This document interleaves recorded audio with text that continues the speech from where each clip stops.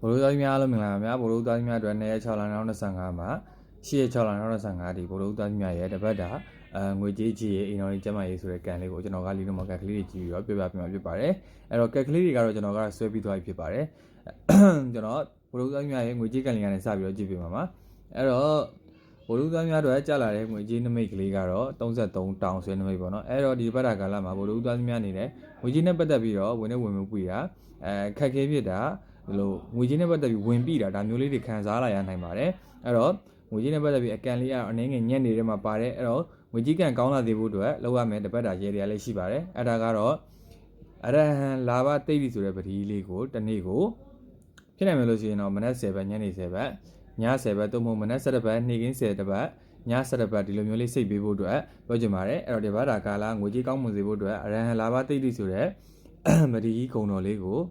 ဖြစ်နိုင်မယ်ဆိုတော့တရက်ကို33ဘတ်စိတ်စီခြင်းပါတယ်ငွေကြေးလက်လာပါအဆင်ပြေလာဖို့အတွက်ဆူတောင်းပေးပါပြီးတော့အခြေအနေနဲ့ပတ်သက်ပြောရမယ်ဆိုလို့ရှိရင်တော့ဒီဘက်တာကာလမှာ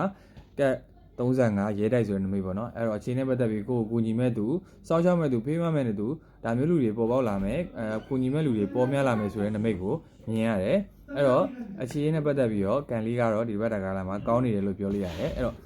အခြေအနေနဲ့ပတ်သက်ပြီးကံပူကောင်းစီဖို့အတွက်ကိုယ့်ရဲ့ဗုဒ္ဓဦးမွေးနံတောင်းမှာစွန့်တပွဲသွားပြီးတော့လှူပေးပါပြီးတော့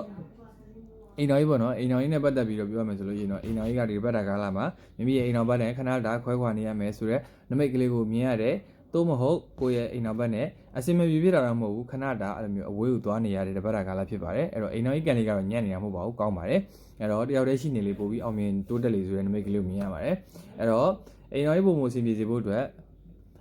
အိမ်ကဖျားမှာအုံတို့ခောက်ဆွဲကတ်လူပြီးတော့အိမ်တော်ကြီးပုံမှုကောင်းမွန်လာစေဖို့အတွက်ထူတောင်းပေးပါကျမ်းမာရေးနဲ့ပတ်သက်ပြီးတော့ကိုယ်သူများကမကောင်းကြံတာအတိုက်ခံလောက်တာဒါမျိုးလေးတွေကြုံလာနိုင်တဲ့အတွက်ကြောင့်မို့လို့ကျမ်းမာရေးနဲ့ပတ်သက်ပြီးဒီဘက်တာကာလမှာသတိထားမယ်ကာလဖြစ်ပါတယ်ကိုယ်သူများကနေမကောင်းအောင်လုပ်တာဘာညာဒါမျိုးလေးတွေဖြစ်လာနိုင်တဲ့အတွက်ကြောင့်မို့လို့ကိုကဒီဘက်တာကာလမှာကျမ်းမာရေးနဲ့ပတ်သက်ပြီးအထူးဂရုစိုက်သွားလာနေထိုင်ရမယ်ဒီဘက်တာကာလဖြစ်ပါတယ်အဲ့တော့ကျမ်းမာရေးကန်လေးကတော့လေးကိုညံ့နေတဲ့ထဲမှာပါတယ်လို့ပြောရမယ်သူများပြောကကြောင့်ကိုကပို့ပြီးကျမ်းမာရေးညံ့လာနိုင်တယ်အဲ့တော့ကျမ်းမာရေးပုံမူကောင်းမွန်လာစေဖို့အတွက်မရှိတဲ့သူပေါ့နော်မရှိတဲ့သူကိုကိုယ့်ရဲ့အဝိစာအနွမ်းတစ်စုံကိုလှူပေးပါပြီးလို့ရှိရင်တော့သူ့ကိုကောင်းတာလေးတစ်စုံထည့်ပေးလိုက်ပေါ့နော်အဲ့လိုမျိုးလေးလုပ်ပေးတာပို့ပြီးတော့ကိုယ့်ရဲ့မကောင်းတဲ့ကံလေးတွေကိုသူများကိုပေးတာတော့မဟုတ်ဘူးဒီလိုမျိုးကိုယ်မှမရှိတဲ့အရာလေးတွေကိုစွန့်ပစ်လိုက်တာဆိုတဲ့သဘောပါနော်အဲ့တော့ဘိုးတို့တိုင်းများအားလုံးကျမ်းမာချမ်းသာကြပါစေခင်ဗျာကျွန်တော်အကောင့်လေးကို follow လေးလုပ်အသေးလေးပေး comment လေးရေး share သွားကြပါအောင်ခင်ဗျာကျွန်တော် YouTube channel လေးကိုလည်းလာခဲ့ပေးပါအောင်ခင်ဗျာကျွန်တော်ရဲ့ဒီအကောင့်နာမည်နဲ့ပါပဲကျေးဇူးတင်ပါတယ်